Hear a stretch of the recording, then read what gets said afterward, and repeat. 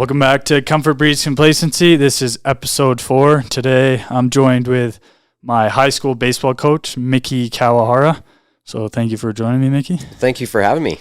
It's been a lot of learning from you over the years, and you've been one of the biggest impacts in the athlete I am today. So I appreciate you taking some time talking with me. Yeah, well, thank you. That's actually an honor to hear that. I appreciate that. That's probably, for me as a coach, probably the biggest, the biggest thank you that I can hear from any player. So, no, I certainly appreciate that. Of course. I know you run the National Smart Academy program for baseball as well as your own training programs. But before you get into the coaching side of things, did you want to kind of explain your career starting as a player and up to where you are today? Yeah, I grew up in Red Deer, so, really similar to a lot of the Calgary players that we coach here. Just lots of indoor training, short season, all of that stuff. So I went through my high school career in Red Deer. Right after I was done, I actually had a chance to go to Australia. So I played a year in Australia. The first time I'd ever played 12 months of baseball in a row. So it was such a great learning experience for me to be able to, not only play more and play for a few more months, but also, I learned how to, wash my own clothes and, make food and do all of those things before I had to do that with a university schedule as well. So had a chance to do that, played in Australia for a year. And then I actually went to UBC, and I went to UBC after my year in Australia. I spent 2 years there. I wasn't a great college baseball player, and so I was there, redshirted my first year. The second year I was there, I didn't play that much, and I always said to myself, I said, I want to go to UBC. That's the education that I want. I want to go to that school. And I said, if I could play baseball, then that would be, kind of a bonus. And I should have known that would not be the case. And I really wanted to finish playing. I just really wanted to, I just missed the competition, and I practiced a lot, and I was redshirting, but I wasn't playing very much. So I actually transferred from UBC to Douglas College, played a full year at Douglas College, and that was my last year of college baseball. Then I transferred back to UBC and finished my education. And then I started coaching right away. I started coaching right away with Coquitlam and White Rock in BC. And then before I moved back to Calgary and started our own company. And it was a bit of a long and sort of winding road through college, but I think it taught me a lot when I really had to work extremely hard for everything that I had. So nothing in baseball seemed to come easy to me. So I had to figure out the best, most efficient way to do things. I had to train a little harder than everybody else. And I think that not only helped me as a coach, but then it helped me build the company that we started here when we got back to Calgary, because I felt like when I got out of high school, I still, having done everything I possibly could with baseball, I still wasn't ready. I wasn't ready to play in college. So that really is what drives everything that we do here every day, whether it's our winter training programs or whether it's our academy program or whatever it is. We're just trying to close that gap that some of our Alberta players have, unfortunately, with the weather and some of the training issues with being indoors for so long. So just trying to change that a little bit and close that gap. That's been big for us and drives us every day to do what we do. Yeah, I know, especially when I played Oakland College and we go down south for our tournaments in Arizona, Vegas in February time, and you'd be playing indoors and doing the best you could, but you'd be playing these teams that played outside all year long, and they're just like head and shoulders better, and even just the little things, just everything, getting to practice outside, see actual reads off the bat, outdoors and everything. So yeah, it is tough trying to do that outside here. Yeah. And there's nothing quite like being outside and playing the game, and we do everything we can inside, but there's nothing like actually playing and competing every day. So, I thought that was the biggest difference for me. I played my year in Australia, and that was good. That helped me close the gap a little bit. I was physically a little better. I was, skill-wise, I was a little better player. But I showed up there, and I remember I was talking to one of the other freshmen who showed up same year as me, and he was from the Lower Mainland, and he had played 110 games the previous year. And when we were in Red Deer, provincial team, all of those things all added up. We were probably 40, maybe 50 games.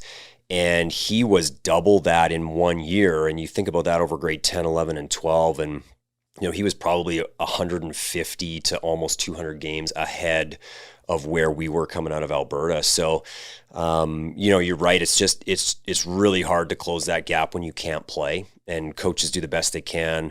We really appreciate the effort that we get from our players, knowing, when they come indoors, they know they're inside for a long time. It's months and months.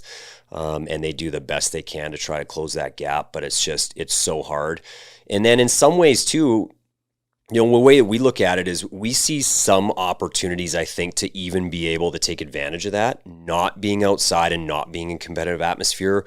We try to tell our players that that's an opportunity for them because it's hard to make some adjustments. And you know that as an athlete, when I'm in a competitive environment, if I'm a hitter, let's say, and I know I've got to go one-on-one with a pitcher, if I'm making adjustments in my swing and I'm changing mechanics, that can be really, really tough when I also have to try to compete one-on-one with a pitcher. So when you take the competitive element out, there's also, I guess, more of an opportunity to make some adjustments over the offseason, and we certainly see that.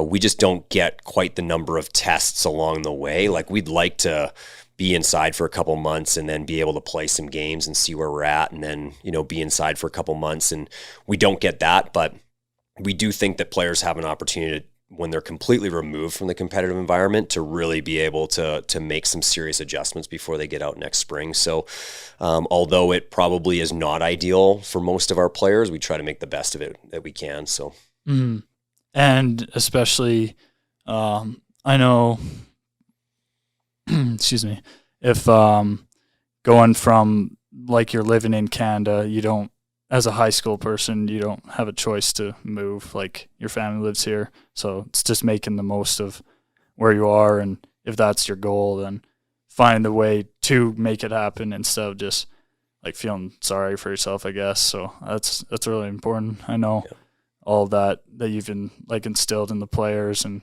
all that. So yeah, that is a big thing about not making that as your excuse. This is something that's difficult to get over, but seeing it as a bit of an opportunity, a bit of a challenge. And, for us, that's what our programs are about is, we always try to tell our players that we're providing them with the structure, with the opportunity. It's up to all of the players to take advantage of it, to take advantage of the reps, to try to close that gap with the opportunities that they have. But that was one thing when I was in high school. I felt like that's what I didn't have. We didn't have an indoor facility at all. We didn't have an opportunity to throw and to hit through the winter. So, when we were here and we moved back to Calgary, that was the big motivator for me was, can we create a program that has the opportunity? And then can we get players into it that are willing to take advantage of those opportunities? And, you're right. You got to get past the excuses of the weather. And if you have the opportunity, you have the space, and you have the time, then it's just about trying to find the players and create the environment where they can take advantage of it. Yeah, culture based around. Yeah.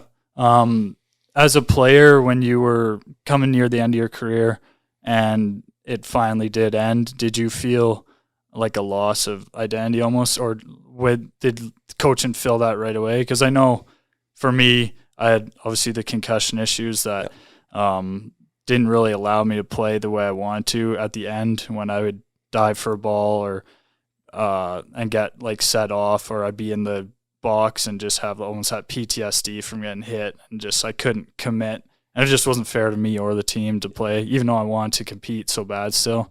So that's kind of how I got into triathlon and less impact sport, individual sport. But I know, like, in that transitional period, the like loss of identity, like you'd done this for so many years, but like thousands of hours into training, then all of a sudden it's done. How did you kind of navigate through that? Yeah, it was that. I certainly had I felt a bit of that loss. I remember a conversation that I had with my brother-in-law, actually. And I remember telling him he was coming to the end of his hockey career. And I said, listen, the one thing you're going to miss is competing every day. Like, that's what I really, really missed was I love to train and I love that part of it, love being in the weight room. But it was the competing with your teammates and being in that environment that I really missed. And, I think for me, I knew probably after my first college year that I wasn't a pro player. I realized that if I was going to stay in the game, it would have to be some other way. It wasn't going to be playing. So for me, I got into coaching right away. 2002 was when we incorporated our business. So, that means that was the summer right after my first college year. And I came back to Red Deer and we started running baseball camps, and I really enjoyed that. And I was just trying to get a bunch of the youth in Red Deer, trying to get them some of the teaching that I had gotten the past couple of years, being in Australia and being at university, and trying to pass that along. And that really did start to fill that void before I ever ended up quitting, before I was actually retired, done, not competing anymore. When I stepped off the field, that filled that void before I was done, because I started coaching right away. And I was really lucky to have some really good mentors. And when I first started coaching, I had a head coach who brought me in and not only gave me some responsibility, but also encouraged me to make some mistakes and take responsibility for certain parts of the program, and gave me lots of freedom. So, I felt like I had started to create a bit of a coaching identity before I got out of the playing side of things. And I think that really, really helped with that transition. But there's no question, as soon as it stopped and I went into the following fall, which should have been, a fall season where I was preparing for the spring, I remember that pretty clearly. I was going to school, and it was missing the competition. It was missing, the fall games, even if they were inter squads. And that was something that really kind of struck me. I was still able to be at the field, and we were still training. I was coaching rather than actually practicing, but the time void, I didn't have any issues with that because I jumped right into coaching. But I really, really missed the competition. That was the big part for me. Yeah. I know transitioning for me from a sport where you are with your teammates every day to an individual sport, I got in Kelowna with a training group of guys like that. But as well as kind of as soon as my triathlon career was born, I almost realized how quickly I wasn't going to be, let's say, an Olympian, because I actually am training with a future Olympian, and just seeing the same hours, same everything putting in, and coming in older than they were, I was thinking, right, oh yeah, I'm going to smoke these guys. Right. And then just getting swept by these guys. They're just unreal. And you realize genetics and all the years of training. So that's kind of how I got into ultra stuff, because I realized that suits me better, just the way I work. But yeah, it is humbling to see, you might think that you're here and then realize there's people way, way above you. And and it's about that pool of players. And and I think what you said is really interesting to me, because I have 3 kids, and so now I'm involved in youth sports, and I think that's one of the things is that parents feel like players maybe don't realize where they are. Like parents feel like maybe players are insulated to the realities of where their skill level fits. And I'm not sure that that's the case. I think these players know. Players come into our training center, they're getting ready for next summer, but I don't think they have any illusions as to where they fit. Are they disappointed when they don't make one team or don't make another? I'm sure they are, and we have those conversations. But like you said, when you are side by side with training partners and you see the way that your skill level stacks up with other people at the same age or maybe younger, or somebody who's maybe looking to take your job or be in your spot, I think players are very intuitive.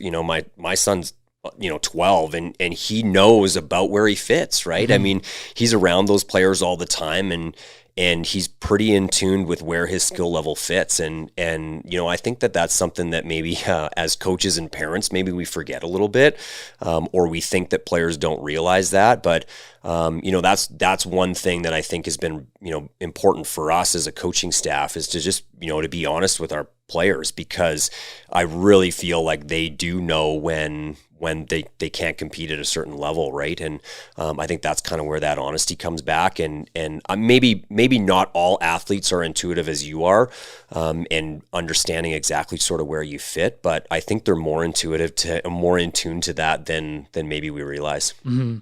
I don't think if you realize that, I don't think that means just give up on what you're trying to do.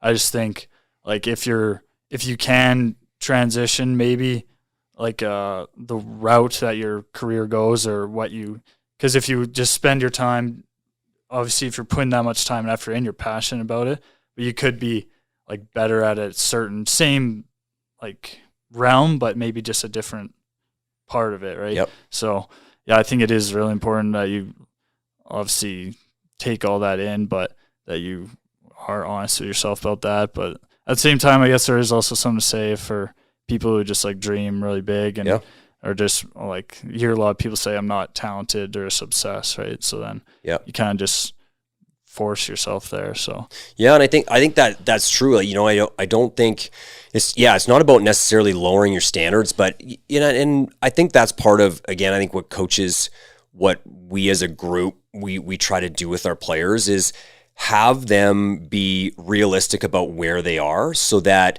when they're going into a summer, that they go in confident with the skills that they have. I have this skill set. This is where I'm really good, and trying to really leverage that as they go into a season. And then also, like you said, trying to make sure that they have bigger aspirations. They know that they have some weaknesses and some areas that they can improve on to be better players. But I think that's one of the things that, for us, it's always a little bit of it's a struggle. It's a little bit of a line that we need to walk.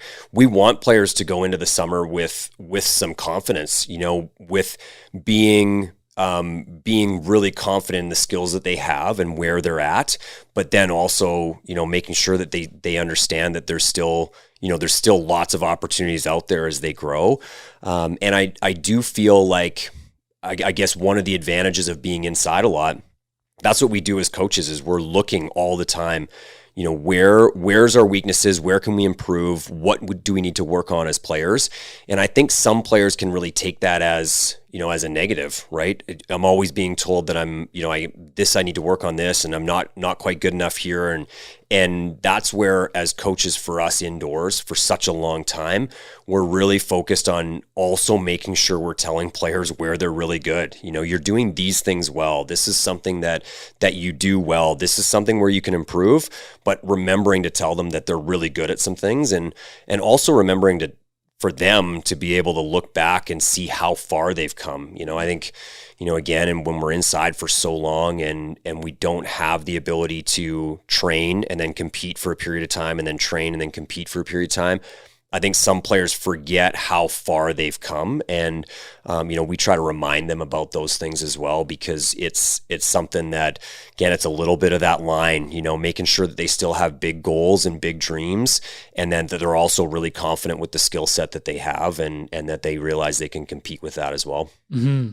What specifically made you want to teach or coach like high school age kids, as opposed to maybe as you got higher up in your coaching career, leveling up to college or pros, or like what is it about high school or younger guys that draws to you? I think the high school age for me is something where I feel like we can have probably a larger impact. I think in the collegiate, I think, one is there's a lot less job security there. So building something can be a lot harder in the college, in college programs. So here we feel like we have enough stability where we can really grow something long-term. And it's interesting, the longer I've been coaching, the more I've actually been drawn, probably because my kids are younger, at sort of, 10, 12 and 14, or, 9, 11, 13, in that age group, as they're starting to be in that age, and sports are becoming a bigger part of their life. That's been something where, for me, I've actually been drawn to the younger age groups as I've gotten older. So lots of high school, our high school programs were built initially because that's where I wanted to make the biggest impact, because that's where I felt like I didn't necessarily have the opportunities that I needed, especially because I wanted to work hard. That was never an issue for me, but it was something where I felt like I didn't have the resources to be able to do that. So I wanted to be able to create an environment where we had those resources. And I think long term, we can do that a little bit easier at the high school level. But the longer I've gone on, the more I've been drawn to younger players and trying to give them just a great starting foundation to love and to want to play the game for as long as possible. I think that's something that in baseball, maybe more than other sports, kids are pushed away from that game so early. It's not always the most exciting and the most engaging, especially when practices and games are sometimes just very low tempo. So for me, that's been a real passion of mine, is to be able to try to draw more younger kids, more younger players to the game by making practices and games just a little bit more exciting and a little bit more high tempo and a bit more movement. And that's something that I think has changed for me. It was a really, really heavy high school focus, but I've seen our demographic here in our facility get a little bit younger as we've gone on. Yeah, and I think it's cool to see, especially where I came from, in your program starting when I was in grade 10, and I graduated in 2015, so I was 3 years there, then 1 year after when I had some health issues with my concussions. I trained again with you before going to university, but I remember my first year we had 5 guys in the program, and now you got how many guys? Last year we finished up with 24 players in our program, and it was growing a little bit, a couple every year. We've gone through a lot of changes with the National Sport Academy and with the Calgary Board of Education. But for us, we're looking at, again, seeing some changes. We could see them as a negative, and we could look at it as being much more difficult for us to grow our program. But we're looking at the change as an opportunity to be able to have a bit more freedom to do and to be able to grow our program. So last year we finished up with 24 players, and you're right, it was a really, really small group to start, and our numbers just steadily increased, and we were adding a few players every year and got all the way up to 24 last year. And, we expect our program again to be able to grow, even though with some changes. So, I think that's exciting for us to see that the environment that we're creating is something that players want to be a part of. Yeah.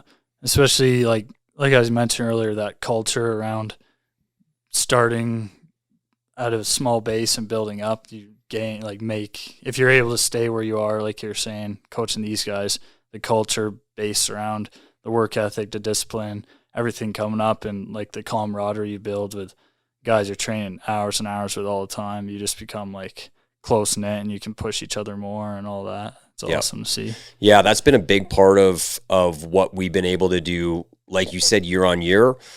As well with a new facility and with that training environment. I think that's made a big difference as well.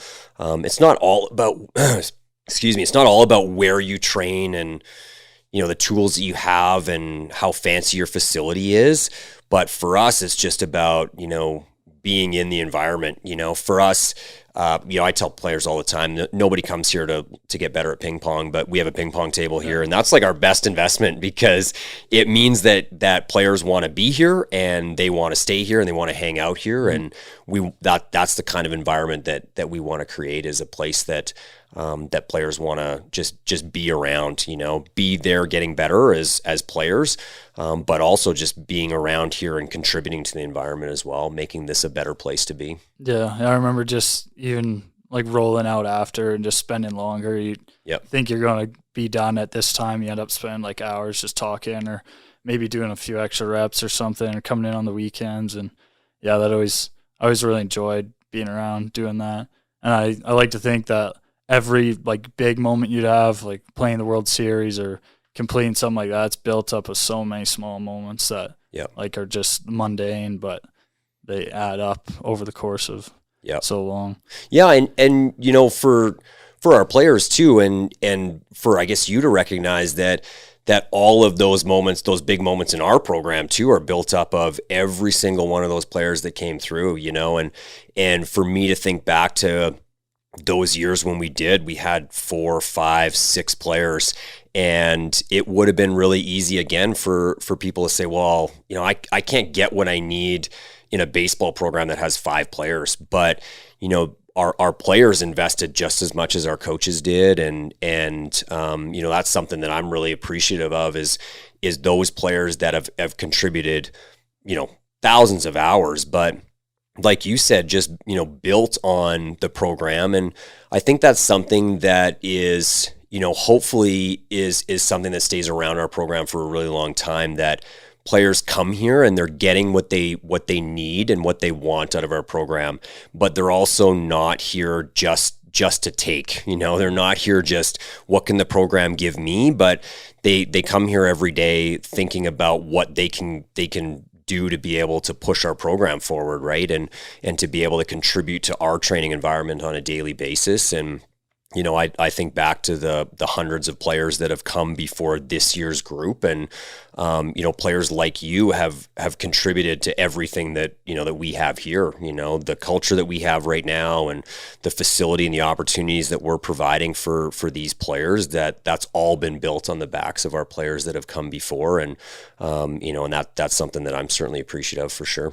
I think it's cool too. You have the Christmas Classic every year, the wiffle ball tournament stuff, where alumni come in, and I get to meet the new guy. I always enjoy coming back and seeing everybody that I used to play with at Christmas time, wherever, as everybody's in town, but meeting the new guys and seeing who's in the program now, and seeing you guys have an actual full team. You can feel the team and play, and that's super cool to see. Yeah. And I remember talking about investing as much as coaches and players investing the same. I always really appreciated because I had a lot of troubles. I'd always overthink things a lot, and I know a lot of times you would just, if I needed help, you'd come out and just feel hit ground balls to me. So just trying to work through the yips, try and just get out of my head, work through that. So if I ever need anything, I always really appreciate you being there to help with that. So yeah, well, and that's something that as a coach, days like today, when I have a chance to connect with you and connect with any player that's been through our program, or like you said, when you're playing, for a player to come and say, "Listen, I need some help," and for me to be the coach that player comes to. That's a huge thing for me. That to me is one of the biggest rewards within coaching, and one of the reasons why I'm trying to, with our group now, to be able to diversify our coaching staff. I would love to have a coach on our staff that every player feels comfortable, whether it's me or whether it's somebody else, to say, listen, I need some help with something. I need some help at home or with this skill or academically or whatever it is. And again, coming back to trying to create that environment where players feel safe, and whether it's me or another coach, they feel comfortable saying, I need some help with something, and hopefully we're able to provide the help they need. Yeah, that's huge. How did you specifically get into NSA? Because I know NSA through Central Memorial. I just last week had on, he was an ex-NSA hockey player, Cole Richardson, but he got into bodybuilding now. And I remember both of us just talking about our experiences in NSA in the different sports, because hockey had, when I was in baseball with 5 players, they had 40, 50 players. So it was obviously hockey's bigger than baseball here in Calgary, but how did you get from your Diamond Dogs brand, as well as keeping that running, to start with Central and NSA and all that? It was one of those things where, and I know when I was younger, I heard this too, is you never know the connections that you're making. It doesn't matter where you are and who you're talking to, you might be making a future connection for a job or another opportunity or whatever it is. The National Sport Academy baseball program had been running for a number of years, and Jim Lawson was coaching it at the time. And they had actually brought in Chris Rietsma, who was, a former big league pitcher, led the National League 1 year in appearances, was a high leverage reliever for a long time, Mariners, Braves. And so then he came in and he started to run the program. And it ended up that the two of them were running it together. And Jim Lawson decided that at the Christmas break that he had some other opportunities he was pursuing in the spring. And so he ended up actually leaving the program, and that left Chris by himself. And just through one of the players that was in the program, they suggested, they just threw out my name, and Roger Wolf at the National Sport Academy came and approached me and said, would you be interested in stepping in for term 2 and finishing out the second semester, and then we can talk about where the future goes. And it ended up that I finished that semester 2 with Chris, and we coached together. And then he was just starting at that time with the junior national team, and he was still scouting professionally, so he was out of town a lot. And he had three daughters, young girls at the time. So his personal life was getting a lot busier, and so I ended up taking over the program in September full time. And from that point forward, that's when things really started to grow. So it was just a connection that I had made that I hadn't even realized. It was a player that was, he was a grade 11 at the time, and his dad was very interested in making sure that the program had at least enough continuity into the following year that he could finish out his grade 12 year.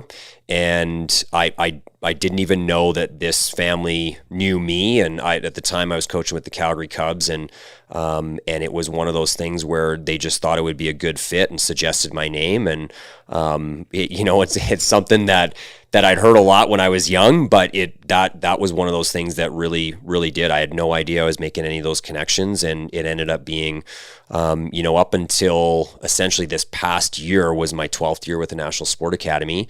Now with our changes with the CBE, our connection with the National Sport Academy is, essentially, isn't going to be the same. It's not going to exist any longer. But, for me, that was 12 really, really good years, not only being able to have the freedom to build a program like that could offer some different opportunities. And but the people that I met, the coaches that I've had, the players that I've had in our program, those 12 years were really incredible for me, and it really came out of just one opportunity. Not to mention a full semester coaching with Chris Rietsma, former big league pitcher and junior national team coach, and he is such a great guy and so gracious with his time and his knowledge that I learned so much in the 5-6 months that I was with him that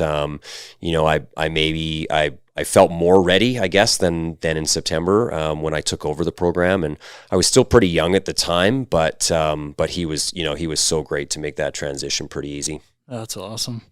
I know, thinking about where you come from as a coach, when new kids come in or new athletes, I remember walking in NSA just super green, not having any training experience, anything like that. And then having all these bases laid for me to build upon over the next, and I'm still building upon. It's the foundation to build athletic career on.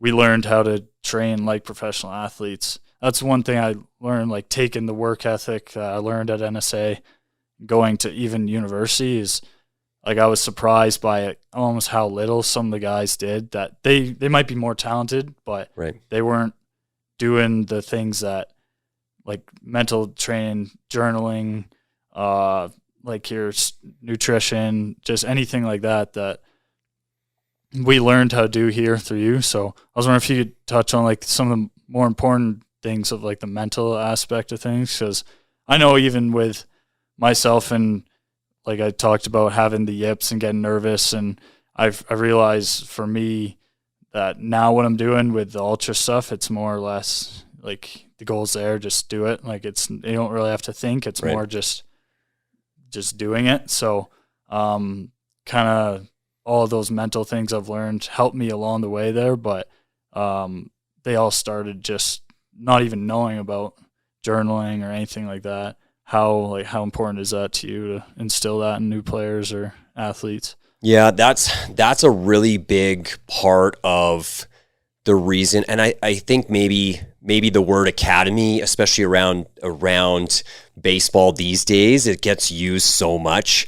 But I love that academy atmosphere because it tied us to school. And so For the first time, I felt like we had a time every week in our classroom session where we could go through all of those topics that take all of the hours of training that we're doing physically, but allows us to tie them together with a mental component and allows us for players to understand why we're doing things, why we're doing them in a certain order, why are we doing this in the weight room, and we're doing this with our hitting or our throwing. So, I felt like that was really something that gave us the ability to take our program to another level where everything then could be tied together in a classroom, like essentially like a whiteboard type session. And one of the big things for me is the journaling. And yesterday we actually had a classroom session with one of our U16 groups. And that's what we went over was, you need to have a book and just to be able to write things down and to start off by writing whatever, it doesn't matter. Just date it and write whatever you're thinking that day. And then as you go along, I think that tool can be just so diverse, whether it's, talking about in-game performance and what you can do and how you can get better and what you did well. But also I remember as a high school player, I didn't journal. And I remember lots of nights where, I would lay in bed before I went to sleep and, at bats are running through my head over and over again. And just to be able to get that out on paper, I started doing that in college, and some of it was performance-based and how at-bats went and how my practices went, what drills I liked, things that I liked doing. But it became so much more for me to be able to get thoughts out of my head and onto paper. One of the first journal entries that I have, and I still have my athlete journal. One of the first journals I have in there, it's me in October at UBC, and I'm talking about, coming home. I want to leave. I'm not comfortable there. I don't feel like I really fit in. I showed up late because I was at a tournament playing for a provincial team in Japan. So I didn't really know my teammates, and I'm 2 weeks late for school, and I'm behind academically, and there's a whole bunch of stuff going on. But I was able just to write about it, and, I have it down on paper. And for me to be able to look back on that, I think that has a lot of unique, you get a lot of unique perspectives just from that, just being able to look back on it. And it starts just like I told players yesterday. I said, you just need to have something to write on and then just start writing on it. We can talk about different things, topics that you can work through and all of those things, but you just need to be able to write it down. So journaling for me is really foundational with our players.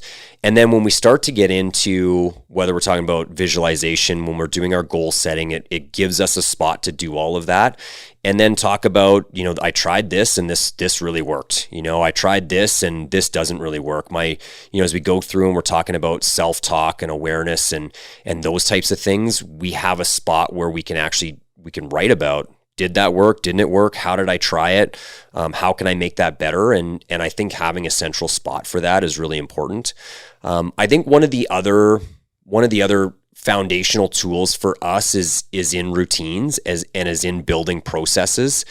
And I think that's really important for our players because it allows them to be able to have not just consistency, but it allows them to be able to approach games next season for them, whether they're, it's the first game of the year or it's an exhibition game or it's a final of a tournament, to be able to approach those games the same way and to be able to give them, a process to be able to do that. And, I'm reading a book right now and one of the quotes that comes out of that book is the process is fearless. And when, that's something that I'm trying to relay to our players is when we're inside here, let's build some really strong processes that we can always go back to. It's not something where we want to fall into, mindless just comfort, but it's something that actually gives us a foundational place to start each one of our performances and gives us, something where we can be really consistent with our effort. And I think that's probably the second foundational tool for us is what we actually do in our training sessions, giving them the ability to build those processes themselves, and to be able to tweak those processes on their own rather than us dictating them to them, giving them lots of tools to be able to experiment and try and build all of those processes themselves, so that when they really do need help, and when they do enter into situations that where they are maybe more nervous, there's a bit more pressure, that they have something that they can always go back to. And those would be the two big things for us for those incoming grade 10s. For us is to go through that process and to really make sure that they can drive that process. And I don't know if, you thinking back to grade 10, if you remember having kind of a bit of an adjustment period, but I tell our grade 10 parents all the time that it'll take students a few weeks, maybe a month, to really be able to get comfortable engaging in our training environment. Lots of players, when they come in, they're used to classic school where I'm told something and I need to learn it. I'm told what to do, even in athletic environments. My warm up is set up and my BP rounds are all set up, and the player is not necessarily, the athlete isn't responsible for driving that process. And that's something that we really try to push on our players, is you need to be responsible and you need to be the one driving that process. And that comes to, even building our routines, right? That's up to you to be able to take all of the tools that we're giving you, the drills, the knowledge, all of that, and put together your own routines. And it takes them a little while to be able to do that. That's not something that I think is taught a lot in schools and in our society and in our sports programs. Lots of it is coach tells you what to do, I do it, and I either make some adjustments or I don't. I either get better or I don't, but I'm not always necessarily the one responsible for actually leading and engaging in that process. And that's something that I think takes a little bit for our players to get to that point where they feel actually comfortable doing that and leading that process.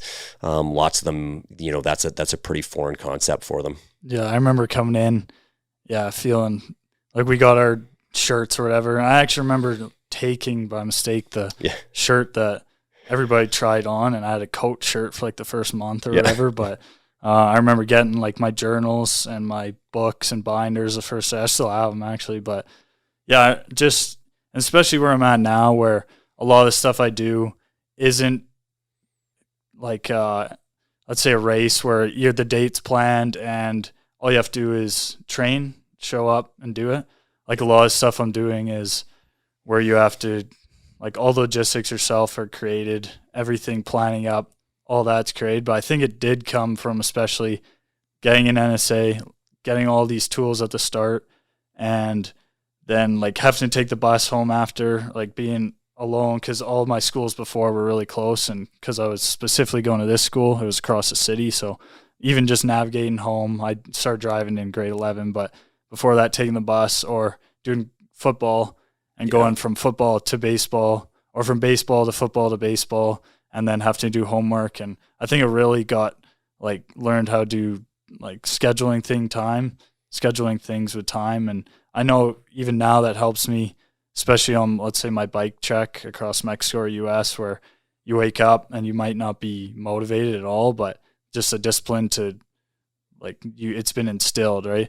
So like biking all day and then stop and then trying to edit and like videos and knowing how to figure out how to slot everything in time wise, it was huge. And then journals as well. I got away from it a little bit in university because again, they don't make you do it a lot of the time. So you just get caught up in school and stuff like that. But I got back to it even when I was done baseball, and I've been doing it for years, every single day. And like when I first started my first journal entry, it was just that, no expectation, just literally write. It's just me talking to me. Yeah. So just get something down, and I know like so much I'll be doing workouts or something, and something pop in my head, and I don't even know what I did before because it feels like so dire to get it down on paper, and or just get it out of my head. Like if it's in there, I don't want to forget it, but if I get it down, then it's down.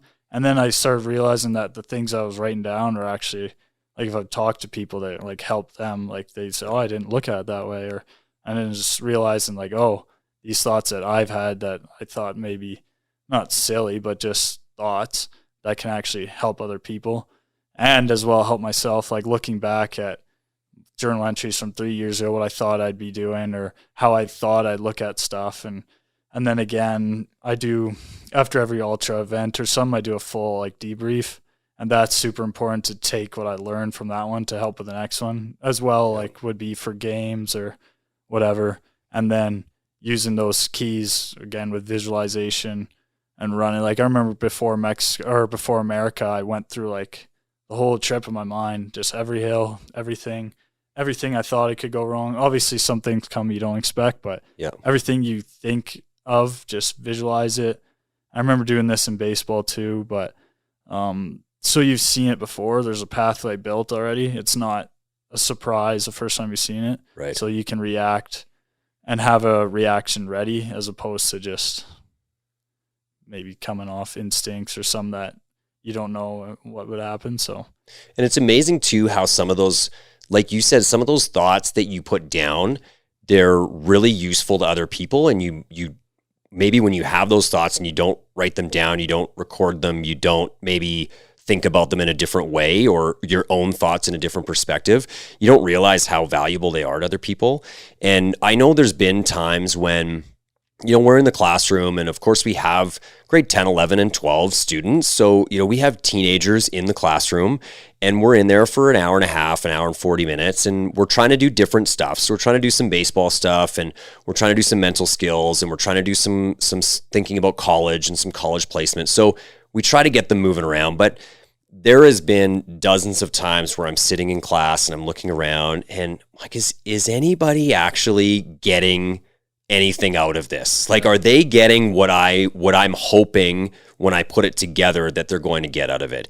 And those moments for me where it really helps keep me motivated to keep building those tools and to keep putting them out there is, I have players who come back to me. I had one player who was in college and it was the same thing. They went away from some of the stuff that we did and they were in their second year of university and sent me a message and said, hey, can you send me the weekly template that we used to do every week where we would just write in, this is what I have going this week. And if I have a basketball game on a Wednesday night, I know I can't do homework there, so I'm going to move it somewhere else. And just being a bit more intentional about that. And they messaged me and just said, can you send me that template? Because I am really struggling with my time management and I didn't realize it, but though, those tools are something that I just haven't used and would be really, really valuable right now. I had another player and I just sent them a message on their birthday. I just said, hey, happy birthday. And he actually sent me a text back and said, I thank you for what you did. I just really wish, and he didn't finish our program. He ended up leaving our program in grade 11. And, for him, just, some priorities changed and things like that. And we were really supportive of him moving out of the program and looking at some different options. And when I sent him this message, he said, I just wish that I had realized what I was getting when I was actually getting that information. And he said, I'm really using that information now. And, it's really helpful when I reflect on it. He just said, I just in the moment didn't realize how valuable that information was going to be. And it's those moments where I'm like, wow, that is really, really great that doesn't matter. It's not really a timeline for us. It's not like, okay, in this class, we need them to get a certain amount of information out of it. It's not a timeline for us, and different players will get it at different times.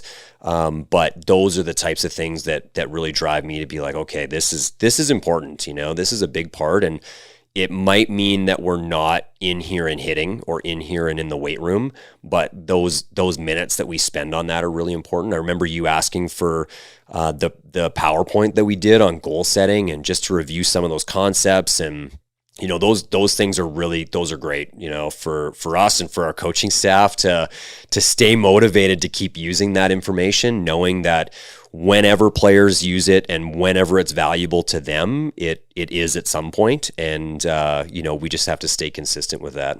Yeah. I know, especially on like a university team, it might be like a lot of the time they might not have time for this even, or there's so many guys, there's a 50, 60 guys on a team that like it's kind of dog eat dog, right? Like the best are going to play, and if you don't have these skills already formed, like that's not the place you're going to form unless they specifically cut out time. Like some schools may see the value in that and cut that out, but yeah, as somebody coming up, it's so valuable to have that at the start, because if you don't have those pathways built, then yeah, I don't know. Like to me, it's like having, let's say you did your laundry and it's sitting in the basket and like your room might be a bit messy. To me, it feels just like I feel cluttered. Whereas like having all that stuff in my mind, just scheduling it or putting it down, it just kind of, it's like cleaning everything. It just allows you to think better, allows you to do everything better, I guess. So puts it in like a usable form. We get lots of players who, even when we're having conversations, and we ran a college program for the first time this past summer, and so there were 2 players there that I had worked with a long time when they were in high school, and then it had been 2 years and a full year for 2 different players since I'd worked with them on a daily basis for hitting. And that was one of the things that I really noticed coming back from university, just the way that they took information and processed it, and then they were able to communicate it back was just different than our high school players. And I think that's part of those tools that get developed when you're journaling, or when, even when you're having those conversations more regularly, is that, when I have an idea and I put it on paper and I process it a little bit differently, then I can pass that on to my coach a bit differently. I can articulate that to another player to help them a little bit differently. And I think just being able to process all of that information from a different perspective, and to be able to have it go around a couple times in your head a different way, all of a sudden that information can be way more usable, right? So I think that can be just a big key. And like you said, just getting it on paper, whatever it is, even if it doesn't have a ton of structure, just being able to get that information out can be really, really big. Yeah, I know, like, especially some days, like, honestly, I remember, like, the guy who came up with me, Brett, him and I, some days in class, you wouldn't be there, and just stuff going on, you're not into it as much. But I think it's just, like I said, a lot of small moments. It's people ask me about some of the things I've done, like, oh, how'd you do that? Like, where did you get like the discipline to do this every day? And it's not like having an answer really. It's just thinking back, like now that I'm 24 and I've kind of arrived on, and I know what kind of path, like athletically, might not be exact sport wise what I want to do, but I want to be in athletics and take that as a career and whatever comes with that. So taking all this stuff I've learned, but yeah, people ask like, well, where did it come from? It's like I can't choose today as the day it came. It's just kind of you start, and then if you just keep with it, you'll just keep building and building and building, and eventually you just utilize them all almost seamlessly and without even realizing it. But it's just part of like I remember at the start it felt almost like oh, I got to write this, but now it's just kind of like, oh, it's the end of the day, like I'm writing this. It just happens. So it just becomes like a routine instead of like it's a lifestyle instead of forcing it. So. Yeah, it takes a lot less effort as you get going, and I think lots of players feel like it can be maybe disruptive to some of their training at the start, to be able, if they do have ideas, or if they're, they watched a quick film or they got some feedback from a coach or something, it can be disruptive to go in and to be able to write something down. I think in game that can happen as well. But, one of the pictures that I show all the time and to all of our players is Paul Goldschmidt. And I have a picture, and I noticed it when I was watching a game, and it's a TBS broadcast. And I just love it because they just finished a game and they had lost. So he's just gathering his stuff and he's leaving the dugout. And there is a whole shelf of iPads. There's got to be 8 or 9 iPads there. And I noticed in his glove, he had a leather-bound journal in his glove on the bench in the middle of a major league game. And he has access to any kind of digital information he wants. He can watch any at-bat from any game against any pitcher, and he still has a leather-bound book that he writes in, and he obviously he either used it and read that information, or he was actually actively writing in it in the dugout. And, that just really struck me, just the contrast between all of that digital access that he has to whatever he wants, and he still has a handwritten bound binder that he goes to and he writes in the middle of games, or refers to in the middle of games. And that's a professional athlete that literally has all day to prepare for his games, and he still wants to be able to have that with him and on him all the time, even in the dugout. So, I show that to my players all the time, that, and they always say, well, can I take notes on my phone? And, well, you can do that, right? But there's something about writing it down. And I don't know if that's just old school or what, but there is something about pen to paper and writing it down for sure. Mm-hmm. And then I guess you can have access to that whenever, right? You don't have to worry about battery life or anything like that. You just bring it and it's with you. Yep, that's right. I know especially you and my coach, who kind of got me into the endurance stuff in Kelowna, Luke Way. I see a lot of similarities in the way you guys do things, and it's cool to see completely different sports and everything, but how similar some of the mindsets are and some of the training things and everything, and being able to get a different perspective, but same foundational stuff is super cool for me to see. Right. I was wondering, what's your perspective on cross training for athletes? As I know for me, and this is kind of different with, I guess, the two different types of sports I've done, where baseball is a very skilled sport and we'll do weightlifting, we'll do strength and conditioning, endurance stuff to help with being a better baseball player, but there is a lot of focus on skill work.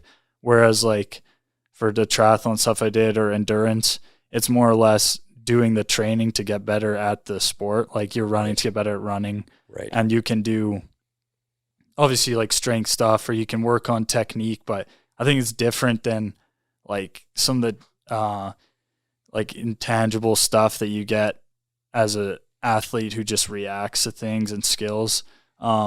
And I know you look at, let's say, Patrick Mahomes in the NFL, who is an unreal quarterback who's throwing at these different arm angles. A lot of that came from his baseball background. Or what's your perspective on cross training? And I think the cross training is so important, and I know that was something that it almost seemed like a bit of a fad. It became super popular and everybody was pushing it.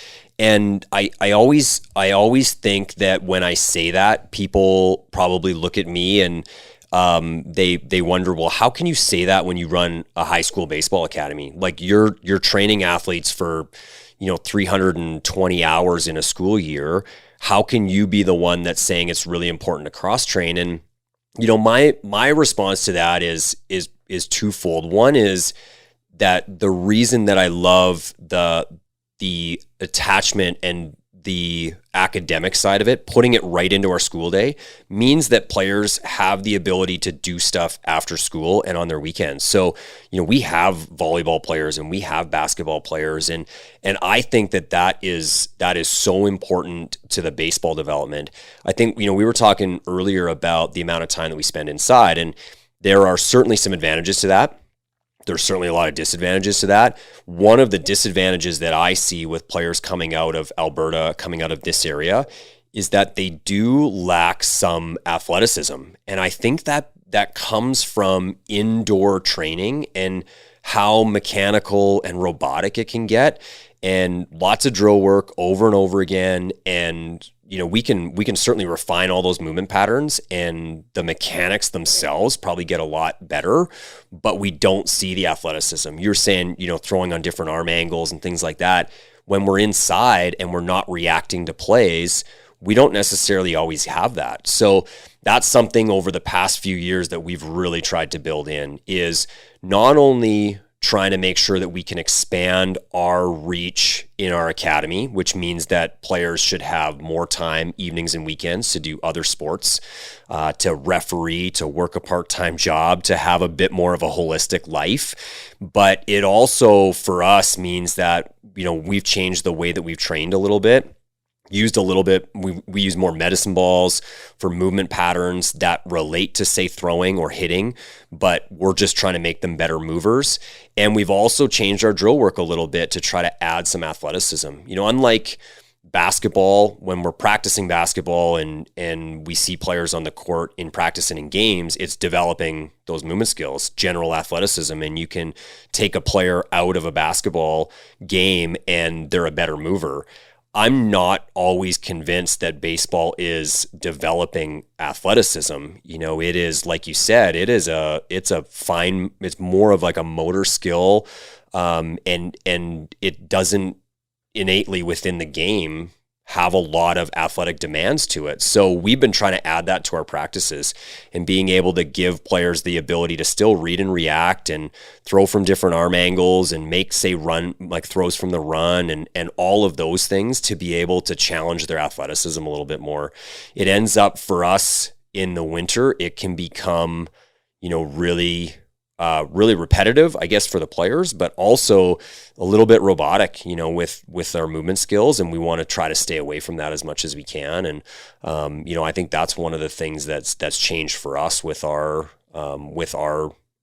training is not just continuing to encourage them to play other sports. We do love that. And we want to create an environment where they can do that. But, part of it is also in our training as well, is making sure that our training is, baseball specific, but still athlete general, where they can still move out of our training programs. And if they decided to jump on a basketball court, they wouldn't look totally out of place. So, yeah, that makes sense. I know some of the like drills we did back when I was playing, even just like fielding grounders, you'd have some pace on it, some urgency, and it kind of just gets you like out of your head unless it was just like you're in a line of 5 guys and you get one ball hit to you and you're like, oh, I'm coming up in 4, now 3, now, and you like overthink it. Whereas like you'd have us up and you'd be like, hey, you're getting 20 balls, boom, boom. And it's just like reacting to things. Yep. Or same, I remember playing when I was in Okanagan College, and we had just like a beach day with all of our team. We were playing football. And I just like snagging football one hand. I remember like our captain or shortstop was like, dude, like where's this on the diamond? It's just like, I just get so in my head with things, but when it's just time to react and play, it's just, you feel so much looser. So I know just getting out there and being able to shift the training a bit to let that happen makes a big difference for sure. Yeah, and developing skills is always important. That's always a big part of what we do, trying to refine movement patterns and trying to make players better hitters. But, like you said, it's about developing players so they can react on the field and be more athletic on the field. And it's also about making our training to a point where it actually challenges you mentally, right? It has a bit of cognitive challenge as well, not just, backhand, but, maybe it's a backhand and I have to choose where to throw, or I've got to make a throw from a different angle or feel the ball on a different angle and make a throw on the run, and challenging players in different ways. I think, again, when we're talking about facility, it's not always about, shiny new facility and how many toys we have, but here for sure we've got more space, and space for us allows us again to be able to challenge our players in different ways, and I think that can be really important for them to develop their skills that'll actually translate on the field.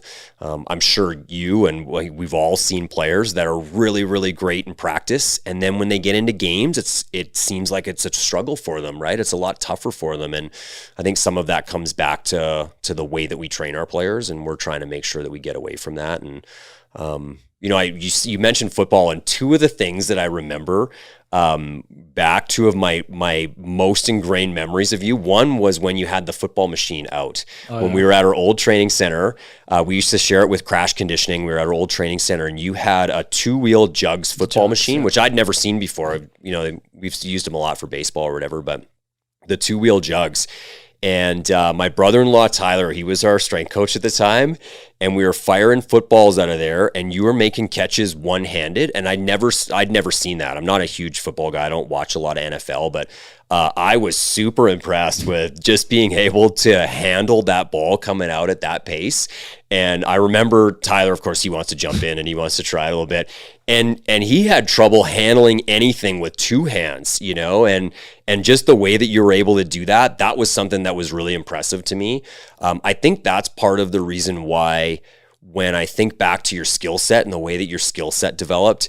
And I found a video of your defensive video. And we used to take defensive videos in the fall.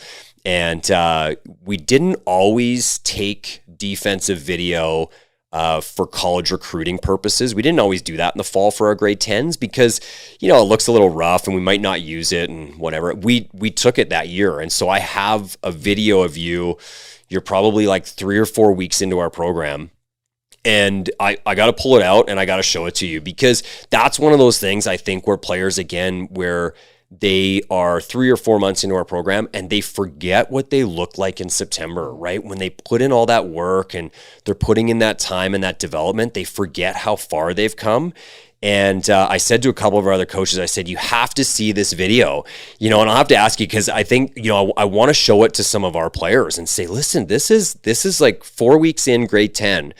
And the skill set there, like the movement patterns, like everything is just, you can tell it's really rough, it's just really raw. And it's not really that refined. It looks like it's a lot of work for you. And then, I was telling one of our other coaches who coached you in our league, and I said I watched this video. It just came up on my computer. I was cleaning it out, and I clicked on it, and I said, you have to watch this video because you would be amazed. And they actually said, and Nick turned into one of our best, most sure-handed shortstops in our league. And for our players to be able to see this is where you were 3 weeks in grade 10 and got to that point where, I know I have your spring grade 12 defensive video, but to be able to see that amount of progress, I think that would be really, really cool. I'll have to put that together and show it to you because it was really amazing to me. And for me, I had forgotten. I'd forgotten like at what level you came in at and how raw and undeveloped your skills were. And then, to see where you got to when you were in grade 12 was a pretty incredible transformation. So yeah, I'd like to see that. I just remember I felt like a kid coming in. Like I was, even just some of the like grade 12 guys we trained with, they were like developed muscles and like strong. And I was just so green, just like a kid. So that'd be funny to see for sure. Yeah. I'll have to find that and dig it out. Yeah. What would you say, last thing here, kind of, what would you think an athlete or would be like the most important thing to learn or implement that it, like if they're younger starting out or if they are into their career and they haven't heard or done any of these things, like what would you say is the number one thing to kind of start with or implement? Or I would, the one spot where I would start is with the journaling. I think it's so foundational to all the other skills. Some of the other skills can be, really complex. They can be a lot more difficult. I remember going through like just some really simple visualization type techniques and things like that. And we've had some players that had trouble even just getting an image, closing their eyes and getting an image of just a baseball or an apple or a whatever, right? So some of those skills can be complex. I think the journaling can be something that can be implemented at any age. And, I do that with my kids. They have, I have breakfast with them every day. I'm really lucky. I make them breakfast every day, take them to school every day. And so I have this time in the morning where I can just be with them and talk to them. And one of the things that we did is, we don't do it every day, but we try to do it once a week where we just pull out books and I'll just cue them with one thing, and we'll take 2 or 3 minutes and we'll write something down. And it's something that, again, do I know that they're getting out of it what I think maybe they should be getting out of it? Like when it goes through in my head and I'm like, this is a great idea because of this, does my youngest daughter, does she get that? I don't know. But, just being able to do it and then being able to have that tool if and when she ever needs it, to really be able to put something down on paper that she doesn't want to talk to anybody about, or, she just wants to have that tool to be able to set a goal or, to be able to put something down and commit to something, then, I want them to be able to have that tool. And so I've seen that with our grade 12s, 17, 18-year-old players, and I've seen that skill work with them, being able to develop a journaling habit and to be able to put that into practice. And then I've seen it with, 8, 9-year-olds who, again, are they going to get the same thing out of it? Maybe not, but are they going to be able to do that and still see some kind of value out of it? I totally think so. And I think that's probably one of the big tools. The other one for me, and this comes, I guess, from having a background with families, and I'm always really careful because I want to help our players a lot, and I want to be able to help them in a lot of different ways, baseball and, with being able to control their schedule and academics and with their family. But I never want to cross that line where I'm trying to tell people how to parent their kids. So I try to be really careful about that. But, one of the things that has always been one of those lines that I think is really important for me to maybe risk stepping over that line a little bit is with time management. And when you talk about foundational tools that can impact your life in multiple ways, I think time management is one of those tools. It's journaling, and time management can do that because I talk to players a lot about, if you don't prove that you can control things like your schedule, then your parents who, up until a certain point, they've had to control your schedule. That's just part of parenting.